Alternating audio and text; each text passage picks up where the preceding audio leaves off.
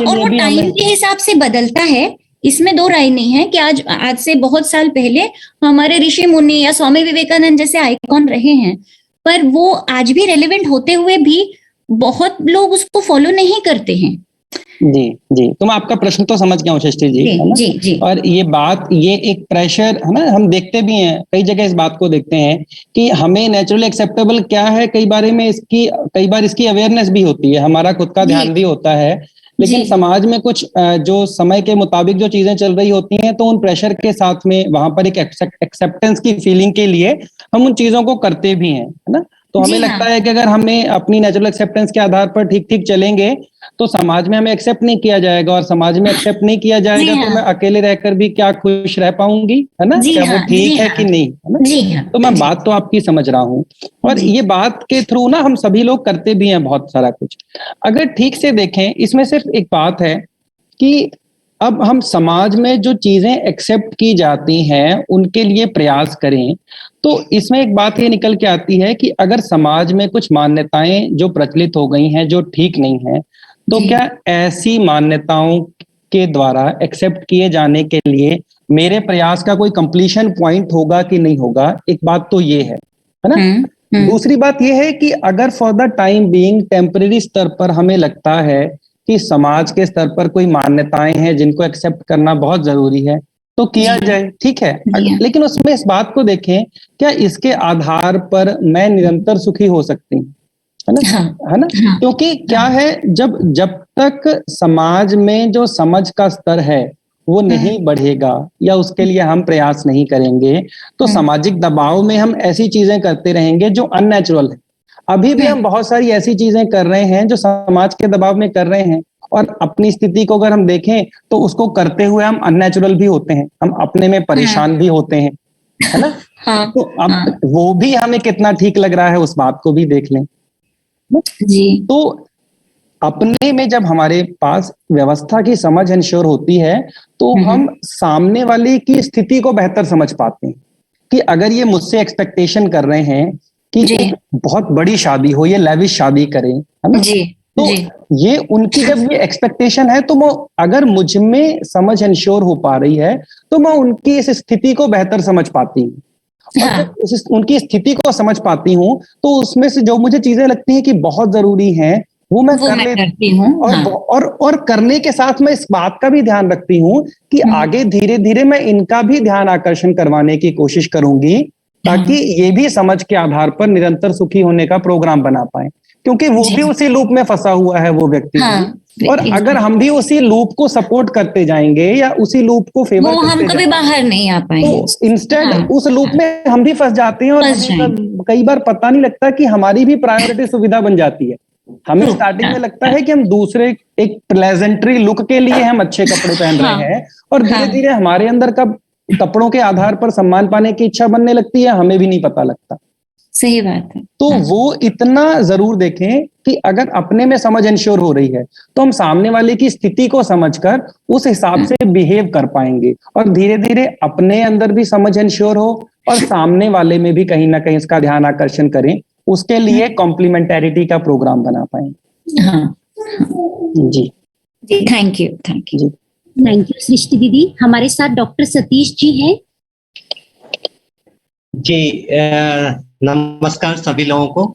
और मैं जो सुबह से चर्चाएं सुन रहा हूँ, तो उसमें एक बात जो बार बार उभर के आ रही है कि हम लोगों को एक संतोष भरे माहौल में रहना चाहिए, और उसके साथ ही विकास करना चाहिए, और उसी से हम सुखी हो सकते हैं। लेकिन मेरा मानना है कि जैसा कि डॉक्टर एपीजे कलाम साहब ने भी कहा था कि छोटे सपने देखना जो है गुनाह है। तो मेरा मानना है कि अगर कोई व्यक्ति अगर कुछ बड़ा करना चाह रहा है और वो उसके साथ सतत प्रयास भी कर रहा है, तो ये इसमें मुझे कोई बुराई नहीं लगती है, और और अगर समाज की आशाएं भी आपसे, कोई असिस्टेंट प्रोफेसर है, कल वो चाहता है प्रिंसिपल हो जाए, डायरेक्टर बन जाए कहीं के, है ना, क्योंकि जैसे से आप ऊपर पहुंचेंगे तो आपके पास समाज को देने के लिए और भी बहुत कुछ होगा, और आप अपने हिसाब से समाज को कुछ जो है अच्छा कुछ दे सकते हैं।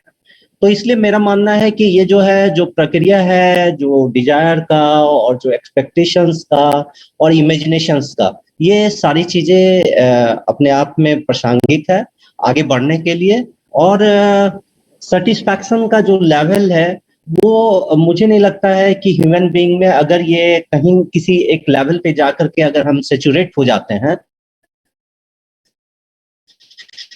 तो डेफिनेटली जो है बहुत ज्यादा विकास नहीं हो पाएगा। तो इसलिए विकास आगे बढ़ना ये आज के डेट में जो है ये प्रासंगिक है जी, और हम लोगों को करना भी चाहिए।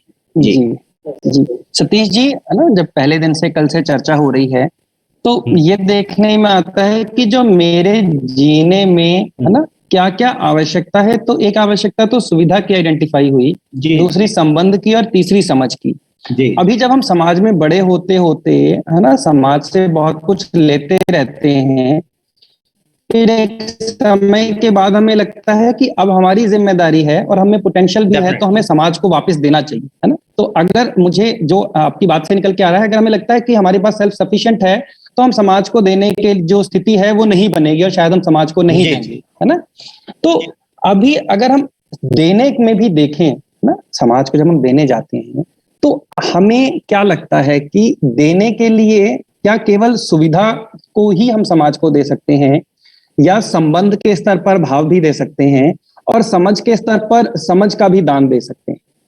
तो ठीक से देखें तो हम सुविधा, जिसके पास सुविधा का अभाव हो हम उनके साथ सुविधा भी शेयर कर सकते हैं, जिनके पास भाव का अभाव हो हम उनके साथ भाव भी शेयर कर सकते हैं, और जिनके पास समझ का अभाव हो तो हम समझ भी शेयर कर सकते हैं।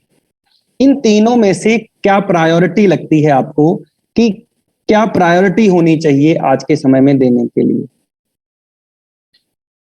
मुझे लगता है कि भाव भी एक बहुत ही अहम चीज है जिसको कि हम लोगों से शेयर कर सकते हैं। बीइंग एज ए टीचर, हम लोग जो है शिक्षक समुदाय में से आते हैं, तो यहाँ पे क्या है, भाव, व्यवहार और बच्चों के साथ जो है बिहेवियर, क्योंकि टीचर्स जो होते हैं वो बच्चों के लिए एक रोल मॉडल होते हैं, और जब रोल मॉडल है और आपके द्वारा किया गया हर एक स्टेप्स, हर एक वर्क को जो है वो भी इवेलुएट करते हैं।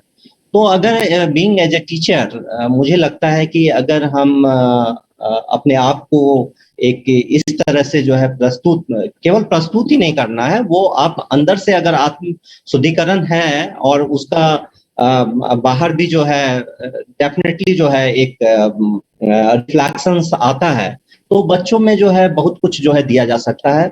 जहां तक आज के डेट में जो ये जो एजुकेशन बात है और जो न्यू एजुकेशन पॉलिसीज है, तो उसमें भी जो है हम लोग बहुत कर सकते हैं बच्चों के लिए, लेकिन पहले जो है हम लोगों को भी अपने आप में जो है सुधार की आवश्यकता है, और चूंकि डायरेक्ट बच्चे हमको फॉलो कर रहे हैं तो हमको भी जो है अपने आप को उस तरह से व्यवहार करना चाहिए। कई बार सर, कई बार हमें ये लगता है ना, जब हम कंटेंटमेंट की बात आते हैं, तो जब एक व्यक्ति अपने में समझ को एंश्योर करेगा, तो क्या लगता है वो दूसरे को समझ में सहयोगी होने के लिए प्रयास करेगा कि नहीं करेगा? निश्चित तौर पे करेगा, है ना। तो जो हम अगर जो विकास की परिभाषा भी देख रहे हैं, है ना, विकास की परिभाषा में कई बार ये लगता है हमें कि सुविधा का विकास ही विकास है ना।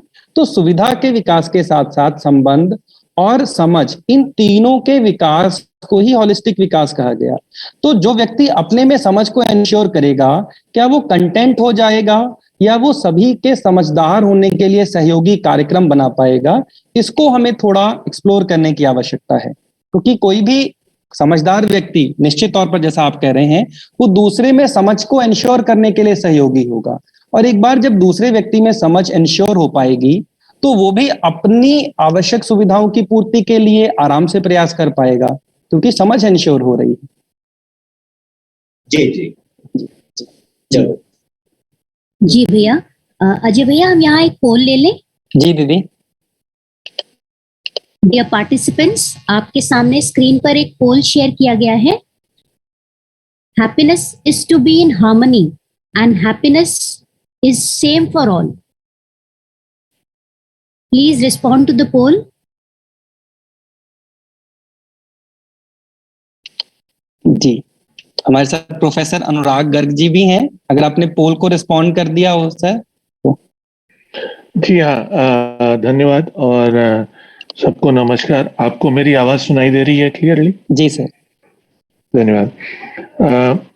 मैं सुबह से काफी लग्न होके ये आज का जो सत्र था इसको मैं सुन रहा था और मैं अपने आप को कहने से रोक नहीं पा रहा हूं, पर कहीं ना कहीं मुझे इसमें एक विरोधाभास का बहुत बड़ा जिसको कहते हैं डाउट सामने आ रहा है।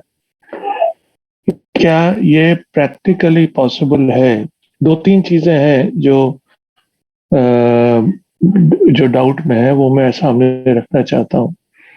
नंबर एक, हम ये कहते हैं कि जो सुविधाएं हैं वो सीमित है या लिमिटेड है, वो निरंतर नहीं चलती है।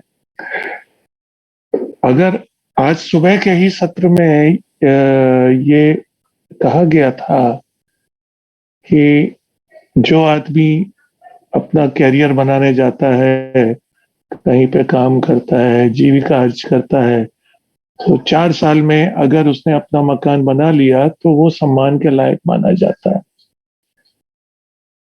अभी 4 साल में जो मकान बनाएगा वो मकान खरीदने की हैसियत से तो नहीं बनाएगा, बैंक से लोन लेकर के बना सकता है। जरूर इतनी सैलरी हो सकती है 4 साल में कि बैंक से लोन मिल जाए, जिसका मतलब अगले 15-20 साल तक वो लोन को पे करने का ईएमआई भरता रहेगा। उसके लिए उसको वो नौकरी करना जरूरी, जैसा कि हम में से कई लोग कर रहे हैं इस वक्त, और उसी उद्देश्य से यहाँ पे उपस्थित हैं। तो एक फिजिकल सुविधा को पूरा करने के लिए स्वयं अपने लिए और अपने परिवार के लिए आप लगभग आधी जिंदगी काट देते हैं निरंतर प्रयास करते हुए, और वो सुविधा निरंतर आपको मिलती रहे, क्योंकि जहां आपने ईएमआई रोकी आपका घर गया, तो वो आप नहीं रोक सकते। That is a practical fact of life for 90% of us. Point number 1। Point number 2, दूसरा चीज जो मैंने यहां से समझा है वो ये कि सुविधाओं का संचय करने से आपका जो वो सुख है वो घटता है। जितनी सुविधाएं चाहिए सिर्फ उतना काम करें, बाकी आप क्या कहते हैं समझ को बढ़ाएं और अपने इंटरनल हैप्पीनेस की तरफ ध्यान दें। तो सुविधाओं को कम रखने का काम जो है, अगर हम वो करते हैं जैसा कि मेरे से पहले अभी कहा गया, तो ये साधु महात्मा लोग तो कर सकते थे, वो भी एक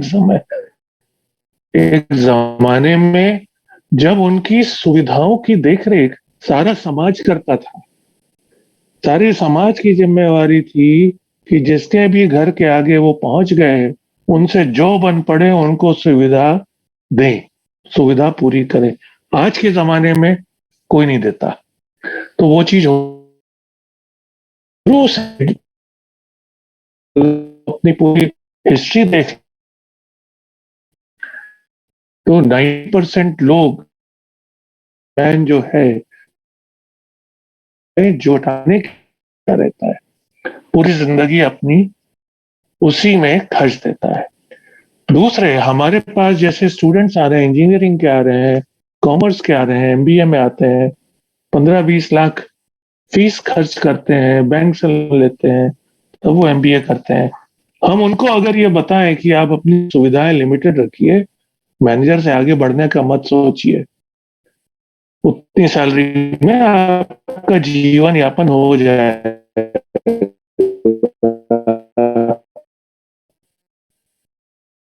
बाकी आप internal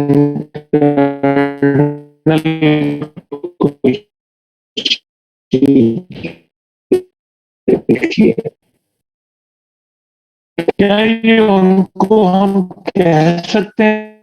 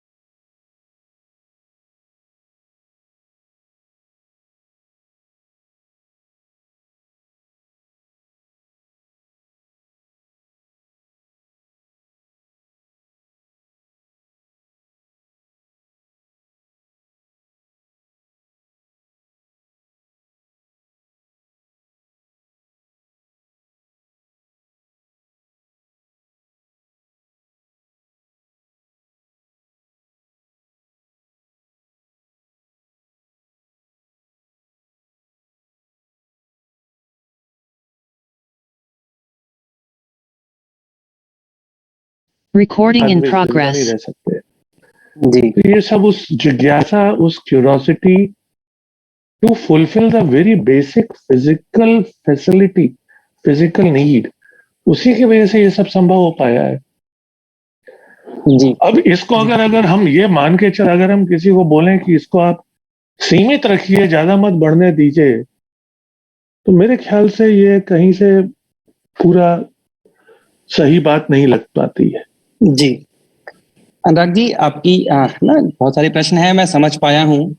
और जो बात यहाँ पर कही जा रही है ना, तो जिसकी तरफ ध्यान दिलाया जा रहा है, हम सब कोशिश भी कर रहे हैं, वो बात इतनी है कि क्या मेरे जीने में जो फिजिकल फैसिलिटी की आवश्यकता है, कि क्या केवल उसकी पूर्ति से मैं अपनी बेसिक एस्पिरेशन को पूरा कर पा सकता हूं या नहीं, है ना। तो फिजिकल फैसिलिटी की आवश्यकता है, ये एक बात है, उसकी पूर्ति भी करनी है, बिल्कुल ठीक बात है। लेकिन क्या केवल फिजिकल फैसिलिटी के आधार पर मैं निरंतर सुखी हो सकता हूं, इतनी सी बात को देखने की बात है। तो फिजिकल फैसिलिटी की आवश्यकता को पूरा करेंगे, जितनी आवश्यकता है उसको आइडेंटिफाई भी करेंगे, और आइडेंटिफाई करने के बाद उसका प्रोडक्शन या अपने पास उसको कैसे उपलब्ध करवाना है वो भी करेंगे। और इसके साथ क्या करेंगे, वो जुड़ी हुई बात है। तो इसके साथ संबंध में जीने के लिए संबंध की समझ, सुविधा को कैसे आइडेंटिफाई करना है, कैसे प्रोड्यूस करना है, उसकी समझ। क्योंकि फिजिकल फैसिलिटी के आधार पर जो देखते हैं, तो बहुत सारा जो डेवलपमेंट है, बहुत सारे जो आविष्कार हैं, वो दिखाई देते हैं। तो जैसा आपने कहा, बहुत सारा स्पेस में प्रोग्राम हुआ, बहुत सारा डिफेंस में डेवलपमेंट हुआ। और जो स्थिति देखें अपने समाज की, तो समाज की स्थिति में दिखने में आता है कि क्राइम बढ़ रहा है, परिवार में हम संयुक्त परिवार में रह नहीं पा रहे हैं। तो ये देखने में आता है हमारा अपने में जो सेटिस्फेक्शन है, जो अपने में हार्मनी में होना है, वो बहुत डिस्टर्ब हो रहा है। तो फिजिकल फैसिलिटी है, आवश्यकता की पूर्ति भी है, बावजूद उसके हम सुखी नहीं हो पा रहे, उस बात को सिर्फ एक्सप्लोर करने की आवश्यकता है। आपकी बात बिल्कुल सही है और बहुत इम्पोर्टेंट है। आपने बहुत ही दमदार तर्क रखा है कि जो क्या कहते हैं, असंतुष्टि के कारण क्राइम बढ़ रहा है और बुरी सोच विचार की भावनाएं बढ़ रही हैं, उसको देखने की आवश्यकता है। ये तो आप बिल्कुल सही कह रहे हैं। फिर भी मेरा ये मानना है कि उसको देखने के लिए हमको जो अपनी सुविधाएं, फिजिकल फैसिलिटीज हैं, उसको सीमित रख के मान के चलने की जरूरत नहीं है। हमको कोई और रास्ता ढूंढना पड़ेगा जिससे ये असंतुष्टि की फीलिंग जो है, असंतुष्टि जो फैल रही है, वो हटाया जा सके और कंटिन्यूअस इंटरनल हैप्पीनेस लोगों में बढ़ सके। जी जरूर तो कोई एक- और रास्ता जी जी होना चाहिए ऐसा। अनुराग जी, इसमें एक छोटी सी बात और ये है ना, ये बिल्कुल नहीं कहा जा रहा कि उसको कम करना है। अगर मेरी आवश्यकता घर में 2 कार की है, तो ये बिल्कुल नहीं कहा जा रहा कि हम 2 कार की जगह 1 कार लें। ये कहा जा रहा है कि हम आइडेंटिफाई कर लें कि मेरी सुविधा की आवश्यकता कितनी है, मेरे परिवार की आवश्यकता कितनी है, और उससे अधिक की उपलब्धि या उत्पादन, उसे समृद्धि कहा जा रहा है। ये बिल्कुल नहीं कहा जा रहा कि मेरी जितनी आवश्यकता है उस आवश्यकता को मिनिमाइज कर लिया जाए, है ना। तो वो मिनिमाइज करते हुए क्या हम अपने आप में कंफर्टेबल बने रहेंगे या अनकंफर्टेबल बने रहेंगे, वो एक बात है। जैसे उदाहरण के तौर पर मुझे, है ना, 2 कारों की आवश्यकता है और मैंने 1 कार ली और दूसरी कार मैंने नहीं ली कि मुझे कम में संतोष करना है। तो कभी किसी के पास 2 कारें होंगी, उसको लेकर मेरे भाव बदल सकते हैं, है ना, कि मेरी इच्छा तो थी 2 कार लेने की, लेकिन मैंने 1 कार से संतोष कर लिया कि 1 कार से धीरे धीरे काम चला लेते हैं किसी तरह मुश्किल से, है ना। लेकिन अगर मुझे नेचुरली ये दिख जाए कि जो मेरी आवश्यकता है वो 1 कार की है या 2 कार की है, और मैं उसको अपनी नेचुरल एक्सेप्टेंस के आधार पर वेरीफाई कर पाऊं, तो सामने वाले के पास कितनी भी सुविधा होगी उससे मैं विचलित नहीं होऊंगा। तो सिर्फ इतना कहा जा रहा है कि जितनी आवश्यकता है उसको आइडेंटिफाई कर ले हम अपने लिए, और उससे अधिक का उत्पादन या उपलब्धि करने के लिए जो भी एफर्ट करना है वो करेंगे। सर वही तो सारी प्रॉब्लम होती है फिर। जी अगर आप जहां आपने आइडेंटिफाई कर लिया कि आपको सिर्फ 2 कार चाहिए, आप उससे आगे मेहनत नहीं करेंगे। और वही वही एग्जैक्टली जो है सोशलिस्ट कंट्री जो थी, रशिया था, यूएसएसआर पहले का, अभी तो नहीं, पहले का जो ये अपना चाइना था, उस समय यही तो मार्क्सिज्म और सोशलिस्ट था बेसिकली। जितनी अनुराग जरूरत जी, हो उतने हिसाब जी से आप लीजिए, बाकी आप दूसरों को दे दीजिए। तो उसमें क्या होता है, आदमी को मोटिवेशन नहीं रह जाता आगे बढ़ने का। जब वही बात हो मोटिवेशन रही ही नहीं रह जाएगा, आगे बढ़ेगा नहीं, तो फिर जी कहाँ से सारी तरक्की आएगी। अनुराग जी, अभी हम वही कह रहे हैं, जो ये तरक्की की परिभाषा है, हम केवल फिजिकल फैसिलिटी ज्यादा से ज्यादा प्रोड्यूस हो पाए, हम क्या केवल उसी को विकास मान रहे हैं, या चेतना के स्तर पर भी सभी व्यक्तियों में समझ इंश्योर हो पाए, उस बात को भी हम अपने विकास के दायरे में ला पा रहे हैं। हाँ, वो आपकी बात बिल्कुल सही है, पर उसमें जो आप फिजिकल फैसिलिटीज को आगे बढ़ाने की बात कर रहे हैं, उसकी ग्रोथ को हम नहीं रोक सकते, उसको ज्यादा से ज्यादा बढ़ावा देना चाहिए। क्योंकि ये फिजिकल फैसिलिटीज अगर नहीं बढ़ेंगी तो विकास नहीं होगा, और अगर विकास नहीं होगा तो फिर समझ और संबंध दोनों ही खत्म हो जाते हैं। आज की तारीख में अगर आप अपने बाप के, अपनी माँ के मुंह में 2 रोटी नहीं डालें उनके सामने, वो आपको बेटा मानने से मना कर देंगी।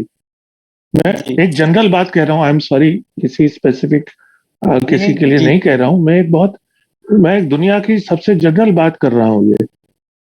जी। तो और उसको छोड़िए, अगर आप घर में बेटे को कुछ नहीं दे रहे हैं तो बेटा आपको बाप मानने से मना कर देगा। तो अनुराग जी, ये एक बेसिक चीज है कि हाँ, संबंध जो है वो सब बेसिक फैसिलिटी से ही उत्पन्न होते हैं और बढ़ते हैं, उसी अनुराग से जी, बढ़ते इसको हैं। हम कंटिन्यू करेंगे, जैसे कल जी। संबंध की भी चर्चा होगी और आगे सोसाइटी की भी, है ना। जी। तो क्या गोल हो सोसाइटी के, क्या समाज के, क्या परिवार के हो, उसको जी। भी समझने का प्रयास करेंगे। अभी कुछ और हैंड रेज हैं तो उनको लेते हैं, लेकिन इसको बिल्कुल open रखें, बिल्कुल, है ना। मैंने बिल्कुल बहुत ज्यादा टाइम ले लिया आज, मैं समझ रहा हूँ, जी पर जी थोड़ा जी सा एक नहीं, ठीक है, वो मन बात में सारी, हाँ, हमारा एक्सप्लोरेशन चलता रहे, हम सारी बातों को, जो हमारा अपना मानना भी है उसको भी प्रपोजल में ले आए, जो यहाँ पर कहा जा रहा है उसको भी प्रपोजल में ले बिल्कुल आए, बिल्कुल, और फिर अपने जरूरी है। चिंतन का काम हम करते रहें। बिल्कुल जी बिल्कुल, हाँ, जी जी धन्यवाद, बहुत बहुत धन्यवाद। धन्यवाद अनुराग जी। हमारे पास भैया पोल के भी रिजल्ट्स आ गए हैं। जी जी दीदी।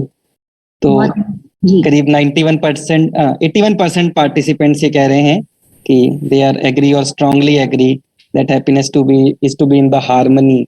जी जी, and it is same for all. जी। हमारे साथ मिस्टर रविंदर केदारनाथ जी हैं। हेलो। हेलो। हाँ, तो मुझे एक मतलब ये पूछना था, ये थोड़ा सा जिस सेशन के अलग ही है क्वेश्चन, कि आप जो पढ़ा रहे हैं, हम जितने सारे क्वेश्चंस पूछते हैं, तो हर क्वेश्चन में आप सेटिस्फैक्ट्री आंसर आपके पास होता है, और जिस तरीके से आप पढ़ा रहे हैं, मतलब जैसे लग रहा है कि कोई एक मतलब मैं मेरा खुद का अनुभव मतलब मैं बोलता हूँ कि एक तो परमेश्वर की वाणी मैं सुनता हूँ, ऐसा मैं एहसास करता हूँ। और जितने भी सारे लोग क्वेश्चंस पूछते हैं, उनके जो मतलब देखने का सबको ही लगता है कि अच्छा ही होना है, अच्छा होना हो रहा है। तो जैसे आपका ये एआईसीटी का इनिशिएटिव है, ये सब जो काम चल रहा है, और हम भी उसमें हमारा 100% देंगे, तो ये एक मतलब कॉन्ग्रीगेशंस के साथ सब मिलके और डिटर्मिनिस्टिक रह के हैं, तो वो संभव ही है। और मेरा क्वेश्चन ये है कि आपका क्या मतलब बैकग्राउंड है, क्या मतलब कैसा क्या स्किल है आपके पास जो आप ये पढ़ा रहे हैं, ये पूछना था मुझे ताकि जी जी जी रविंद्र जी, जैसे पहले दिन शायद बात हुई होगी, हाँ। जो इस सारे सेशन के दौरान हम जितने भी लोग चर्चा कर रहे हैं, चाहे वो जितने भी टीम मेंबर्स हैं, तो हम सभी को एक्सप्लोरर्स ही हैं इस पूरे कंटेंट को लेकर। ओके। तो जब ये कंटेंट आपके साथ रखा जा रहा है और क्वेश्चंस के रिस्पांस किए जा रहे हैं, तो उनके रिस्पांस के साथ साथ हम अपने में भी इसी बात को एक्सप्लोर करने का प्रयास करते हैं। अच्छा। तो कुछ बातें हैं, जब कंटेंट को सुना तो कुछ कुछ लॉजिक समझ में आया, कुछ कुछ बात समझ में आई। ओके। धीरे धीरे बहुत सारी ऐसी बातें हैं जो इंफॉर्मेशन के स्तर पर हैं, उनको जानना समझना पैरेलली में चल रहा है। तो ये प्रयास है जिसमें बहुत सारी चर्चा करते हुए खुद का अपना भी ध्यान चला जाता है, और जितना अच्छा। ध्यान दूसरे का दिलवा सकते हैं उसका प्रयास किया जाता है। तो ओके। जी, बाकी ये है कि इसके लेकर एक मॉर्निंग सेशंस चलते हैं, और वर्कशॉप के बाद अगर मॉर्निंग सेशन में आप जुड़ना चाहें तो सुबह 5:30 से 7:30 बजे उनका समय होता है। तो अच्छा, वो कैसे पता चलेगा लिंक?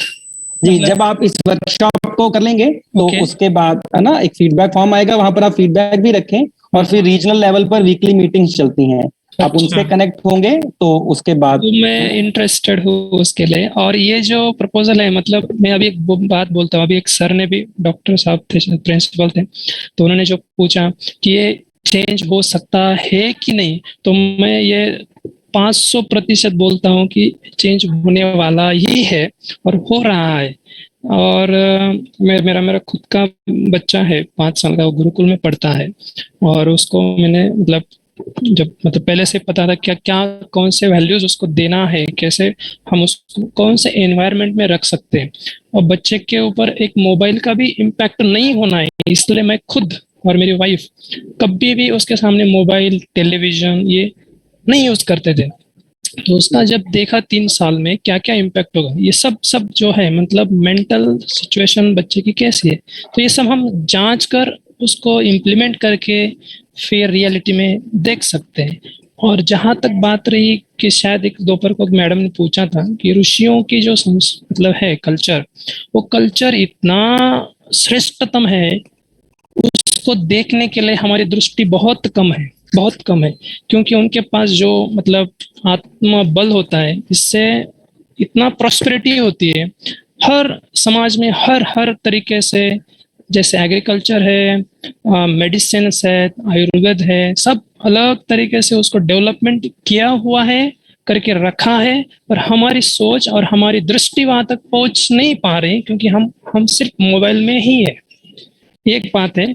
और दूसरी बात है कि जो अभी मान्यताएं के ऊपर बताया जाता है कि जो हेल्थ तो सबसे इम्पोर्टेंट है, तो मेडिकल पॉलिसी जो होती है ना, तो जब हम खुद को ऐसा महसूस करते हैं कि यार मैंने मेडिकल पॉलिसी निकाला है, तो फिर बस लाइफ ओके हो गए, सब कुछ हो गए, पर उसके पीछे क्या क्या मतलब प्लान्स होते हैं, मतलब बिजनेस माइंडेड क्या है, ग्राउंड रियलिटी देखी जाए तो ये बहुत वो भी समझने की बात है। पॉलिसी क्यों निकालते हैं, उसके पीछे क्या होता है और हमारा मेंटल सिचुएशन क्या होता है उसी तरफ। बस ये कहना चाहता था मैं। जी जी रविंद्र जी, इसमें बस यही बात है ना, काफी सारे ऑब्जर्वेशन है। तो जैसे हम कुछ भी, जैसे आज हम यहाँ पर कुछ सुन रहे हैं, तो ऐसे ही बहुत सारी जगहों से हम बहुत सारी चीजों को सुन सकते हैं, है ना। इम्पोर्टेंट बात ये है कि क्या जो भी बात हम सुन रहे हैं उसको अपनी सहज स्वीकृति के आधार पर जांच रहे हैं कि नहीं जांच रहे हैं। क्योंकि जब तक ये जांचने का काम नहीं होगा, आज हम एक तरह की बात को सही मान रहे हैं और उसकी जांच परख नहीं हुई है, तो कल को अगर दूसरी तरह की मान्यता हमें मिलेगी, तो हम अगर इसको जांच परख नहीं की तो वो हमारी समझ नहीं बनती, तो फिर दूसरी मान्यताएं हावी होने लगती हैं। तो जो कुछ भी हमने सुना है, अगर वो हमें ठीक लग रहा है तो उसको जी कर भी देखें, तो फिर धीरे धीरे वो हमारी समझ का हिस्सा बनने लगता है। तो ये बात जरूर है कि मतलब बात को सुनने के बाद, अगर हमने कहीं से भी सुना, किसी भी बात को सुना, कहीं भी पढ़ा, अब उसको मानना बेटर है या एक बार उसकी जांच पड़ताल कर ली जाए अपनी सहज स्वीकृति के आधार पर। यस यस जी, धन्यवाद रविंद्र जी। जी अजय भैया, एक और पोल ले लें यहाँ पे, सेकंड पोल। जी दीदी। जी, dear participants, you have poll on your screen. The need for physical facilities is limited for a human being. आप इस पोल को रिस्पॉन्ड कीजिए।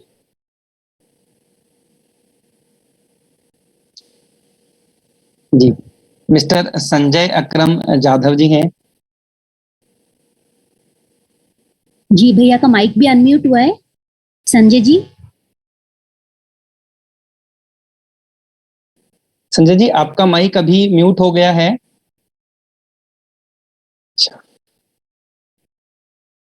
तब तक मिस्टर गौरव तिवारी जी के पास भी माइक है।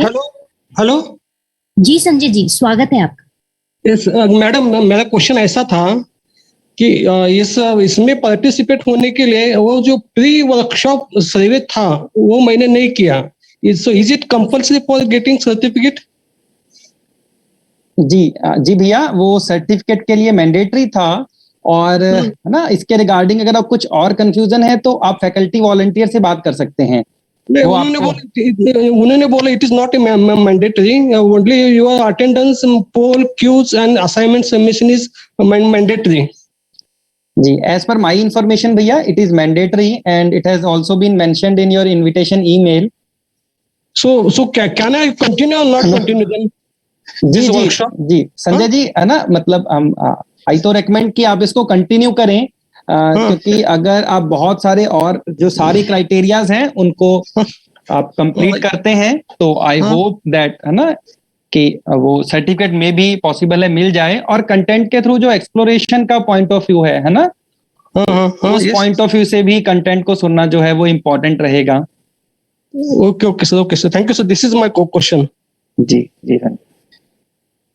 हेलो जी गौरव जी। जी मैडम, मैंने ये जो आप लोग क्लासेस ले रहे हैं, जो पढ़ा रहे हैं, दैट इज रियली मार्वेलस, बहुत अच्छा है।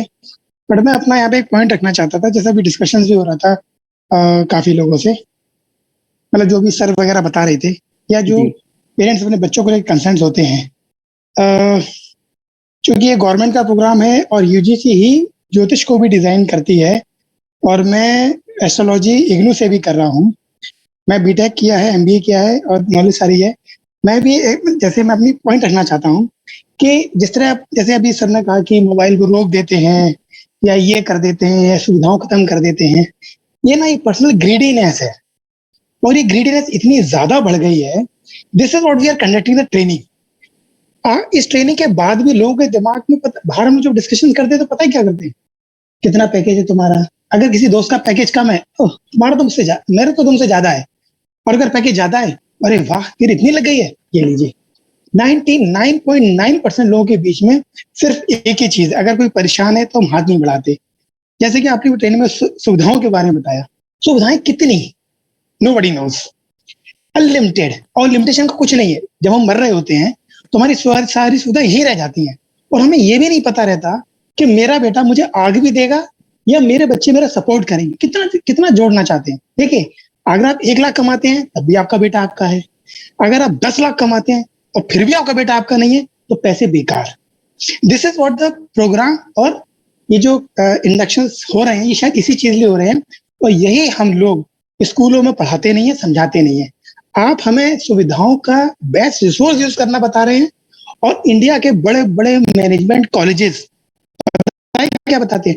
लेकिन सर एक सिनेरियो और है छोटा सा, मतलब दोनों बातें एक में कंडक्ट हो जाएंगी। जब हम किसी कॉलेज में पढ़ाई करते हैं एमबीए की, तो लोग कहते हैं अरे वाह तुम मैनेजमेंट टीम में आ गए हो, अब तुम्हें टीम का हिस्सा हो गए हो, वर्क लाइक ए टीम। और थोड़ी देर बाद शाम को बॉस कहता है अरे तुमको ग्रोथ चाहिए तो इंडिविजुअल करनी पड़ेगी, इंडिविजुअल तुम्हें अपने आप को प्रूव करना पड़ेगा।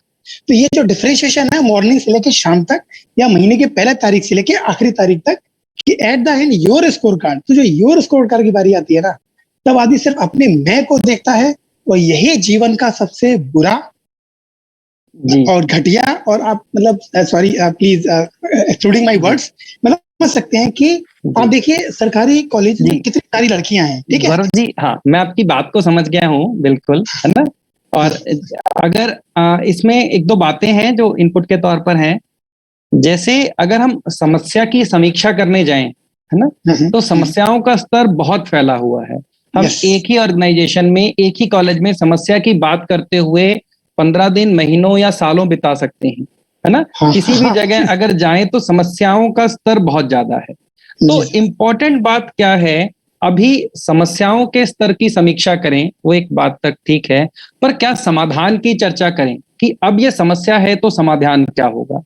Yes. दूसरी बात ये कि ये बात कि हम यहाँ पर एक तरह की बात कर रहे हैं और यहाँ से बाहर निकलते हैं तो एक अलग तरह की बात होती है, जी सर, है ना।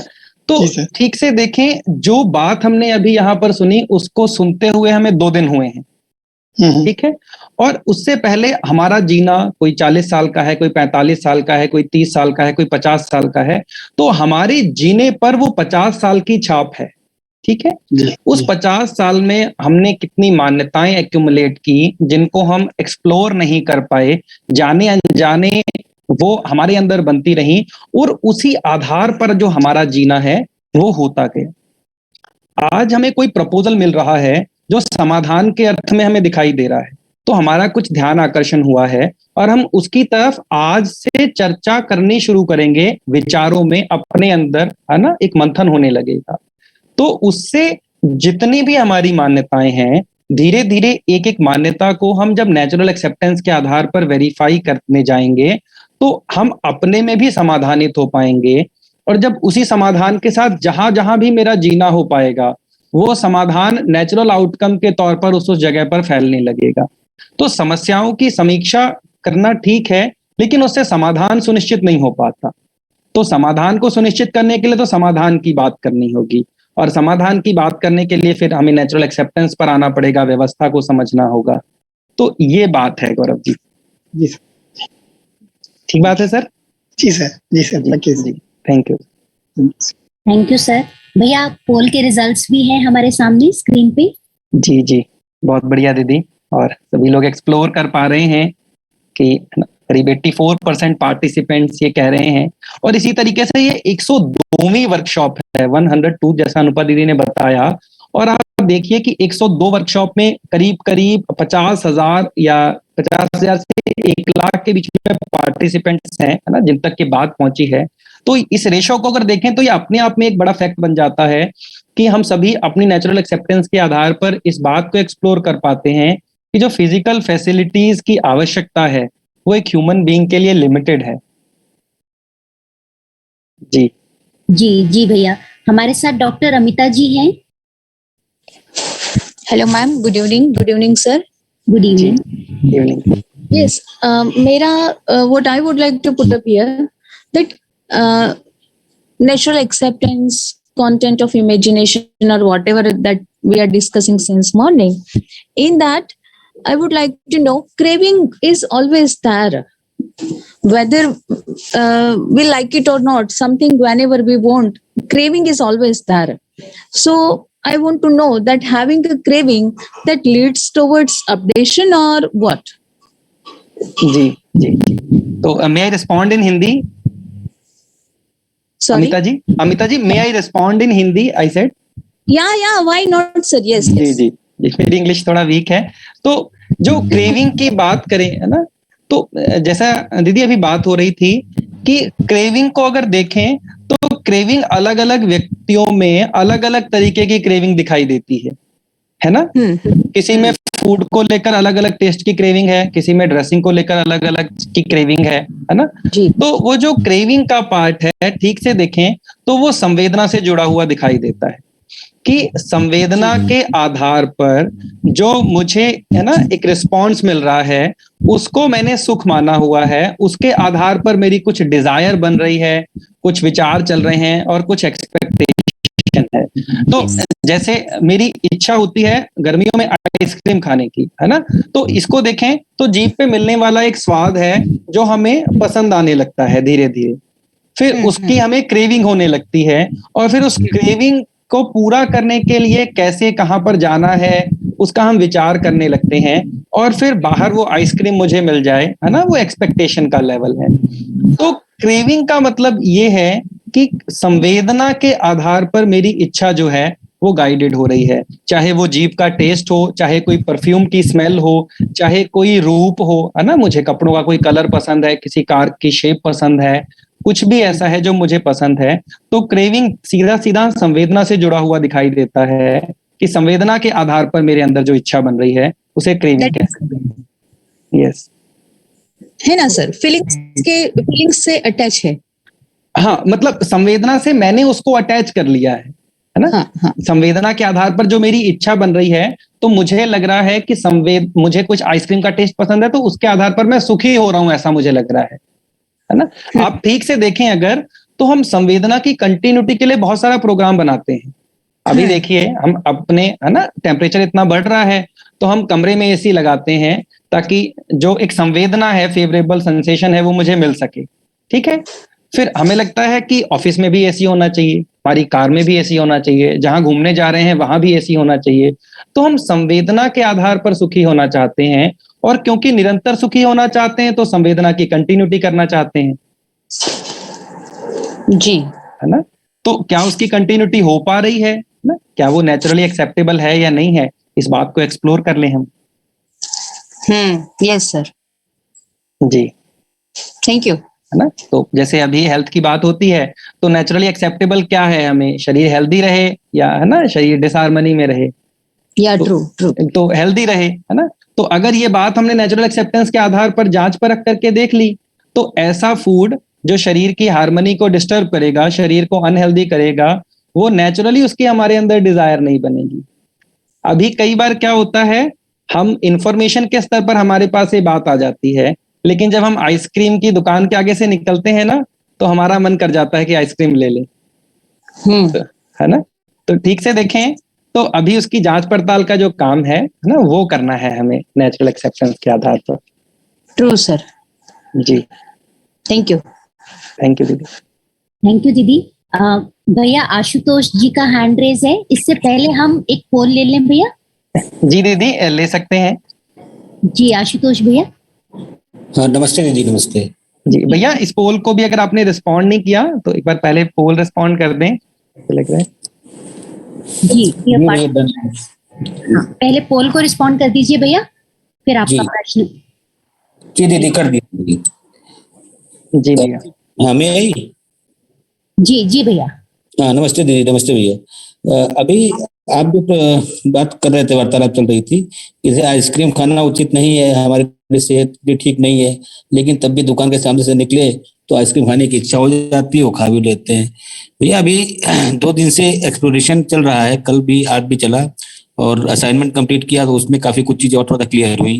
तो एक बात तो मैं ये आपसे पूछना चाहता था कि ये कहते हैं ना कि फिजिकल फैसिलिटी ये नंबर 3 पे है, और राइट अंडरस्टैंडिंग और हैप्पीनेस प्रॉस्पेरिटी के लिए जो काम करना है उसकी बात कर रहे हैं।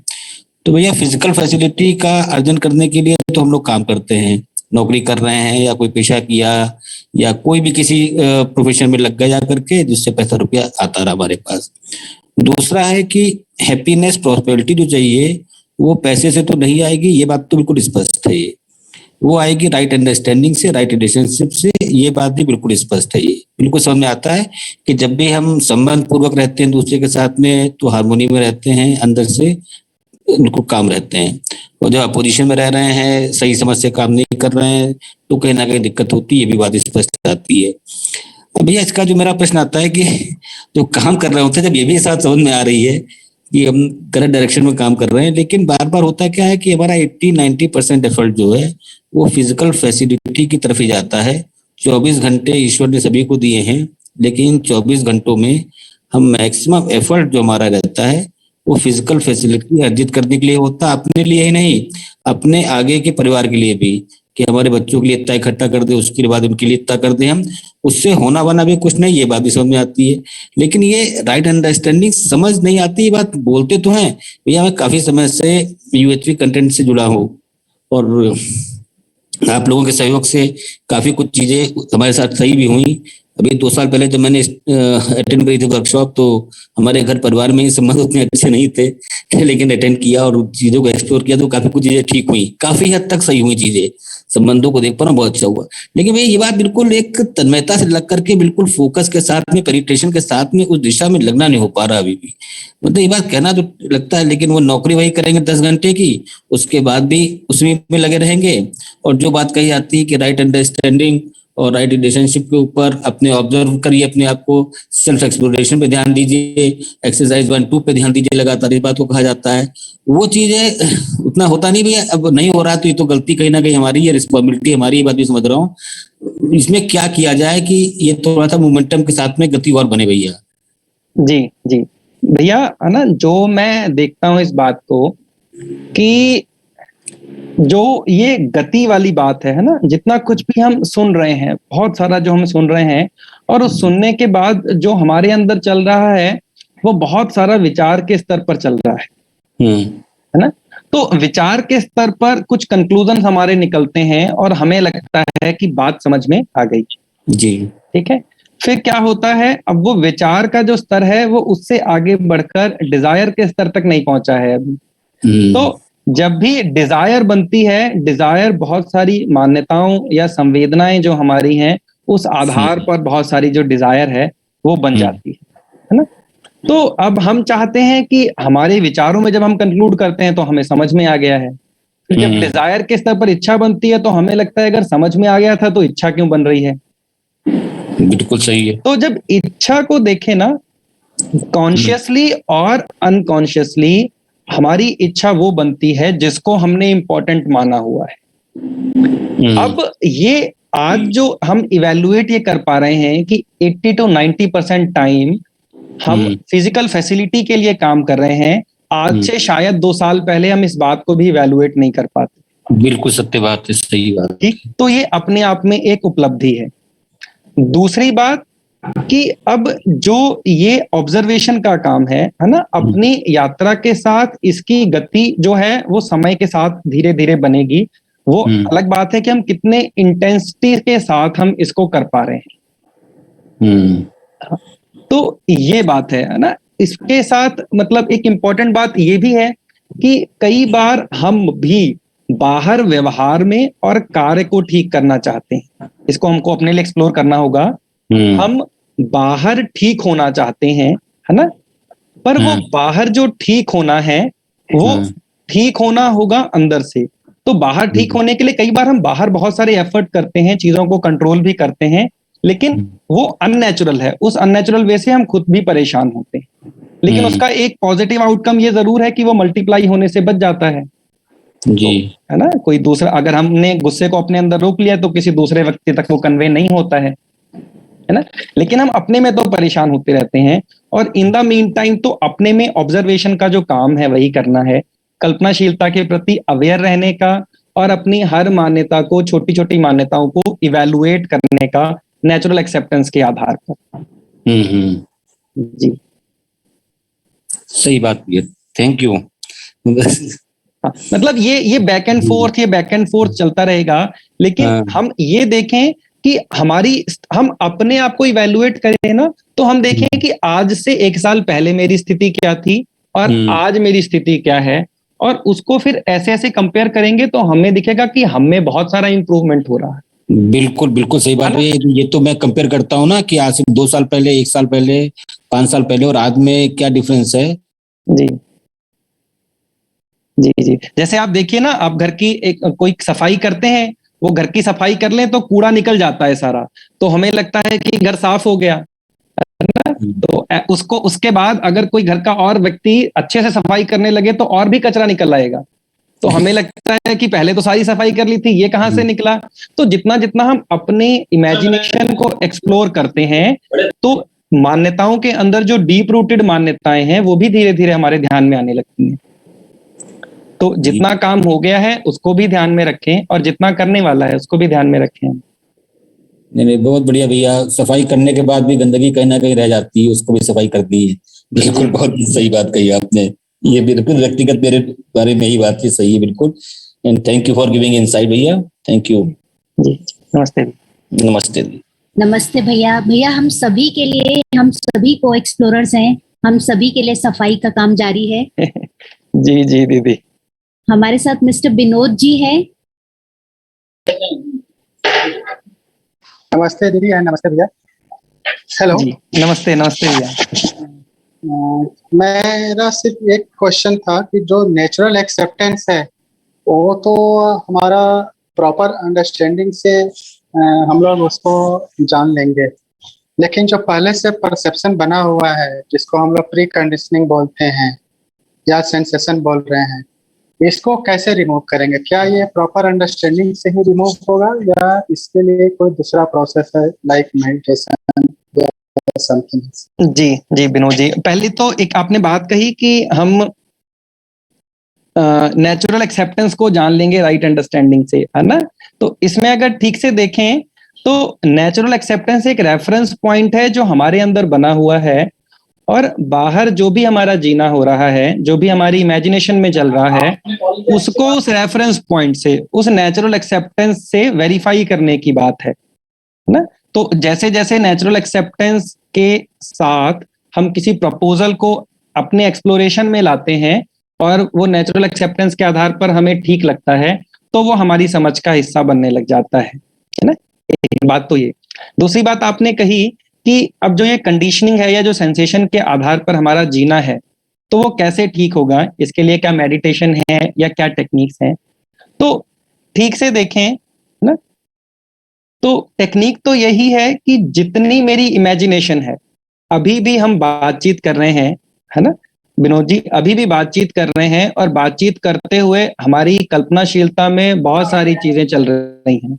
हर पल हर क्षण इस कल्पनाशीलता के प्रति अवेयर रहने की बात है। मेडिटेशन को जो देखें तो कई बार हमें लगता है कि सुबह आधा घंटा बैठ के कुछ विचार करें, तो स्टार्टिंग में प्रैक्टिस के लिए वो ठीक है कि 5 मिनट आधा घंटा, और धीरे धीरे करने वाला ये काम है कि हमारे पूरे जीने में हम हमेशा हर पल अपनी कल्पनाशीलता के प्रति अवेयर रहें कि मेरी कल्पनाशीलता में क्या चल रहा है ना? तो जैसे जैसे हम अपनी कल्पनाशीलता के प्रति अवेयर होने लगते हैं ना, तो जैसे देखिए कोई काम की वस्तु मुझे मेरे पास है तो उसको मैं संभाल के रखूंगा, और कोई ऐसी चीज है जो काम की नहीं है तो उसको हम धीरे धीरे घर से बाहर निकाल देते हैं। ऐसे ही केवल अवेयर रहने से, जब धीरे धीरे अवेयर रहते हुए हम नेचुरल एक्सेप्टेंस के आधार पर वेरीफाई करेंगे, तो धीरे धीरे जो ये मान्यताएं हैं वो कम होने लगेंगी। तो करने वाला काम ये है कि प्रैक्टिस के तौर पर तो हम 5 मिनट से शुरू कर सकते हैं कि आप आज शाम को बैठिएगा और 5 मिनट अपनी कल्पनाशीलता को ऑब्जर्व कीजिएगा शांत एक जगह बैठ के, और जितनी भी चीजें उस समय आपको ध्यान में आएंगी उनको एक नोटबुक में लिख लीजिएगा। फिर धीरे धीरे सतत प्रयास के साथ पूरे दिन भर में अपनी कल्पनाशीलता के प्रति अवेयर रहने की बात है। थोड़ा सा मुझे जानकारी और बता दें। ये कल्पनाशीलता का मतलब है कि मैं मन के बारे में ऑब्जर्व करता हूँ कि मेरे मन में क्या चल रहा है, ऐसा कुछ है क्या? जी जी जी, मेरे मन में क्या चल रहा है कि जब हम पहले पहले देखने जाएंगे, है ना, तो हमें कुछ कुछ चीजें ध्यान में आएंगी, दिखेंगी, कुछ कुछ नहीं दिखेंगी। फिर धीरे धीरे जब ये अभ्यास करते जाएंगे तो हमारी अपनी कल्पनाशीलता का जो कंटेंट है वो हमारे ध्यान में आने लगेगा, है ना? तो उस कल्पनाशीलता के कंटेंट को अपनी नेचुरल एक्सेप्टेंस के साथ वेरीफाई करने की बात है।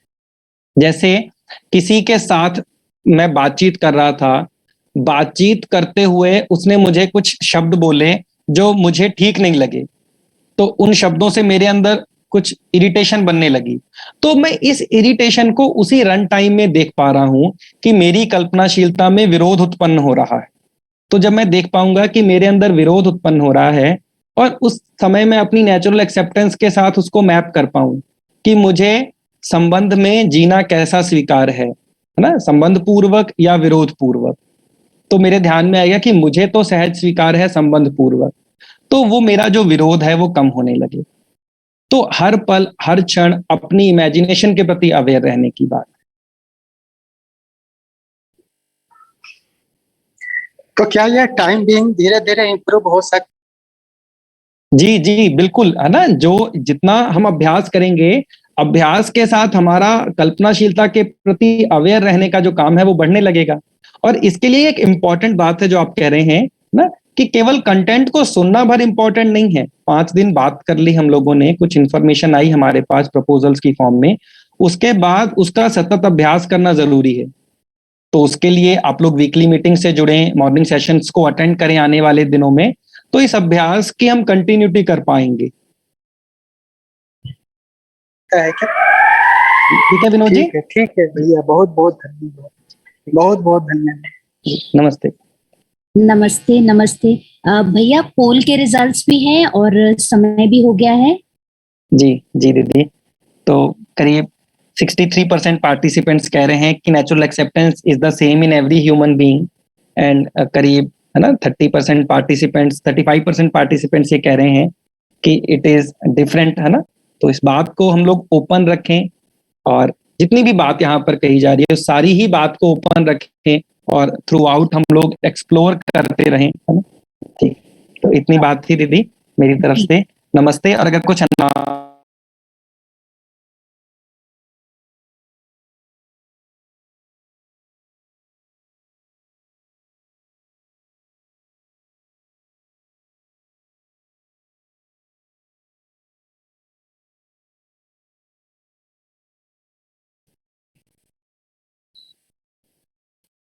म्यूट हो गया भैया शायद। जी जी संजय जी।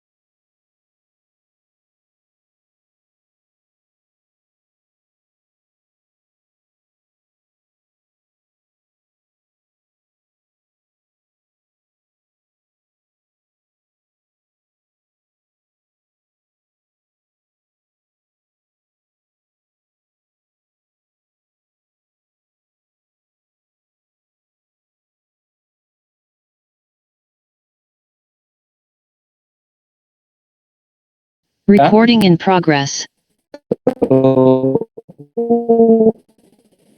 वो ज्यादा आपको बेहतर जी बता नमस्ते भैया। अब हम इस सेशन को क्लोज करते हैं। पार्टिसिपेंट्स, आपका आज की असाइनमेंट का लिंक ओपन है, प्लीज उससे जरूर अटेम्प्ट कीजिएगा। एंड इनफॉर्मल सेशन के लिए हम कल सुबह 9 बजे जुड़ेंगे। Thank you everyone. Thank you Ajay भैया। Thank you all the participants and panellist. नमस्ते, नमस्ते सभी को। नमस्ते सभी। नमस्ते नमस्ते सर।